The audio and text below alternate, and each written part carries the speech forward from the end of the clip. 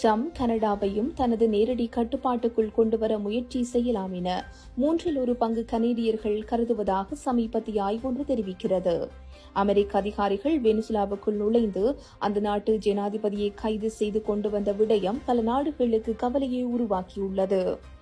இந்நிலையில் America Venezuela விடயத்தில் தலையிட்டது அந்த நாட்டின் இறையாண்மையை மீறும் விடயம் என தாங்கள் கருதுவதாக சமீபத்திய ஆய்வொன்றில் 53% கனேடியர்கள் தெரிவித்துள்ளார்கள். அமெரிக்காவின் அந்த நடவடிக்கை மற்ற நாடுகளும் இதேபோல செயல்பட ஒரு மோசமான முன்னுதாரணமாக அமைந்துவிடலாம் என்றும் கனேடியர்கள் தெரிவித்துள்ளார்கள்.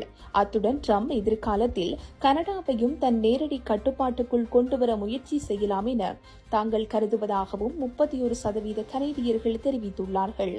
அமெரிக்க அரசின் நடவடிக்கை அமெரிக்கா மீதான எண்ணத்தை மோசமானதாக்கியுள்ளதாக 37% பேர் தெரிவித்துள்ளார்கள். மேலும் 2/3 கனேடியர்கள் வெனிசுலாவின் எண்ணெய் வளத்தை கட்டுப்பாட்டுக்குள் எடுப்பதற்காகவே அமெரிக்கா அந்த நாட்டு விடயத்தில் தலையிட்டதாக தாங்கள் கருதுவதாகவும் தெரிவித்துள்ளனர்.